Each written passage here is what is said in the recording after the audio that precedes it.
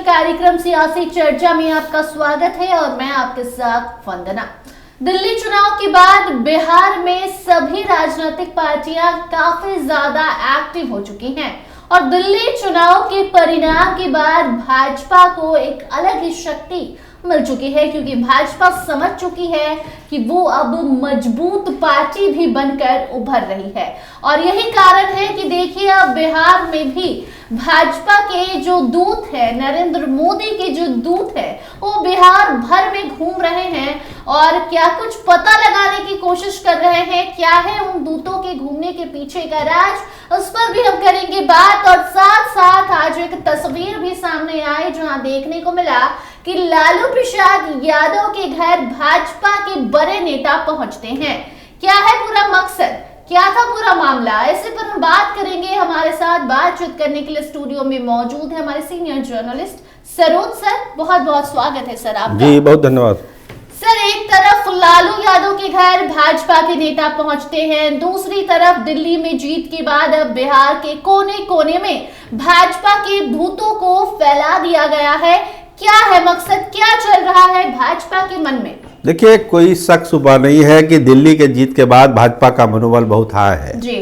और तमाम तरह के प्रयोग करने की स्थिति में भाजपा आ गई है, क्योंकि दिल्ली चुनाव सबसे कठिन चुनाव जी था। महाराष्ट्र से भी ज्यादा कठिन माना जा रहा था दिल्ली के चुनाव को, जिसको फतह किया भाजपा ने। अब सबसे बड़ा चुनाव बिहार में होना है, तो बिहार चुनाव में जंग जीतने के लिए भारतीय जनता पार्टी ने अपने सारे घोड़े खोले हैं जी। और आपको बता दें, जो हमारे सोर्स बता रहे हैं, नरेंद्र मोदी इंडिविजुअली बिहार के मामलों में इंटरेस्ट ले रहे हैं। पहले जिस तरह से अमित शाह इंटरेस्ट लेते थे, वो इंटरेस्ट थोड़ा कम हुआ है। अब नरेंद्र मोदी ज़्यादा इंटरेस्ट ले रहे हैं बिहार के मामले में, बिहार के चुनाव के मामले में। सीएम नीतीश के भरोसे ये लोग 2025 में नहीं बैठने वाले हैं। इस साल नरेंद्र मोदी ने मोर्चा संभाला है। नहीं, ये हम नहीं कह रहे हैं। देखिए, जब दिल्ली चुनाव के बाद प्रधानमंत्री का संबोधन हुआ था बीजेपी मुख्यालय में, उसमें भी उसने नीतीश कुमार की तारीफ की नरेंद्र मोदी ने। भाजपा और खासकर नरेंद्र मोदी क्या चाह रही है चुनाव में, कि इस चुनाव में भाजपा अपर हैंड में रहे, भाजपा का मुख्यमंत्री बने, इसकी कोई रणनीति तैयार हो।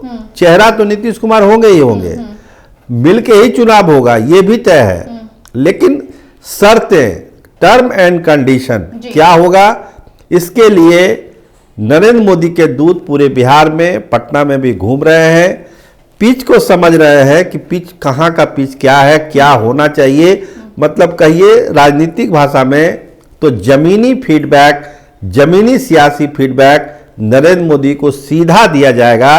उसके समीक्षा के बाद जब 24 तारीख को प्रधानमंत्री आ रहे हैं भागलपुर, बहुत सारी चीजों को उस सभा में नरेंद्र मोदी साफ कर देंगे। आप यही कहना चाहते हैं कि जो दूत है जो घूम रहे हैं, वो ये पता लगाने की कोशिश कर रहे हैं कि बिहार में आखिर ऐसा क्या किया जाए जिससे बिहार की जनता नरेंद्र मोदी की तरफ आकर्षित हो। कहाँ काम करने की जरूरत है, कहाँ काम नहीं करने की ज्यादा जरूरत है, और ये सब कुछ के बाद ही मास्टर प्लान मोदी जी आने वाले हैं तो तैयार करेंगे। नहीं, देखिए, वो नहीं था। सेंस है कि भाजपा को क्या करना चाहिए जी।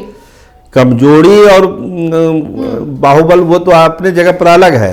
अभी जो दूत घूम रहे हैं उनका पर्पस ये है, वो डाटा इनपुट लेना है कि भाजपा जो 243 सीट है वहां पर कितनी मजबूत है, कितनी कमजोर है। वो फीडबैक नरेंद्र मोदी को सीधा जाएगा बिना भाया मीडिया के।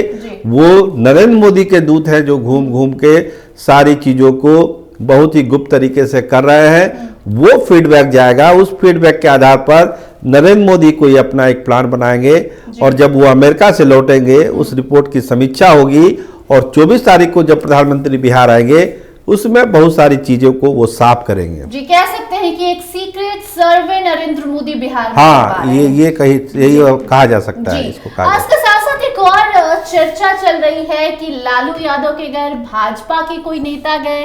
क्या चल रहा है? नहीं, देखिए तो सोशल मीडिया का जमाना है, बहुत तरह की खबरें चलने लगती है कि भाजपा के बड़े नेता जो राजेंद्र गुप्ता है वो लालू के यहाँ गए। हाँ, सही बात है, वो गए थे लालू के निवास पर, तेजस्वी यादव भी थे, लेकिन वो गए थे शादी के कार्ड को लेके। उनके परिवार में शादी है, उस शादी का न्योता देने के लिए वहां गए थे। कोई राजनीतिक चर्चा करने नहीं गए थे। लेकिन जब इस तरह की कोई चीजें होती है तो आप देखिए ना भाई, नीतीश कुमार जब भी राज्यपाल के यहाँ जाते हैं क्या चर्चा होने लगती है कि नीतीश करेंगे कुछ बड़ा, कुछ खेल कर देंगे, इस्तीफा देने गए हैं तो ये देने गए थे। उसी तरह राजेंद्र गुप्ता जब लालू यादव के यहाँ गए तो लोगों को लगा कि भाई ये क्या समीकरण बनने लगा है, तो शादी का कार्ड देने के लिए वो गए थे। अपने दर्शकों को आप बता सकती हैं, बाकी इसमें कोई राजनीतिक एजेंडा नहीं था जी। बाकी सब ठीक है भाजपा में और एनडीए के भी एकदम वोट एकदम टनाटन है और इसी तालमेल के साथ चुनाव होगा। और कम से कम 2 दलों की गारंटी है, जनता दल यूनाइटेड और भाजपा की। सहयोगी दल भी साथ ही है, थोड़ा बहुत इधर उधर करके फिर सब साथ ही रहेंगे जी। बहुत बहुत धन्यवाद सर जी, बहुत धन्यवाद। तो देखिए, दिल्ली के बाद बिहार की बारी है और बिहार में अब सभी नेता काफी ज्यादा एक्टिव हो चुके हैं। नीतीश कुमार तो पहले से ही एक्टिव मोड में है, वो लगातार बिहार का दौरा कर रहे हैं, अलग अलग जिलों में जा रहे हैं, लोगों से मुलाकात कर रहे हैं, कई सारे तोहफे दे रहे हैं। और अब बारी नरेंद्र मोदी की है और नरेंद्र मोदी बिहार आने वाले हैं, उसके ठीक पहले जायजा लिया जा रहा है कि बिहार का माहौल क्या है, भाजपा को लेकर लोगों के मन में क्या चल रहा है। क्योंकि दिल्ली में जो जीत हुई है वो ऐतिहासिक जीत है।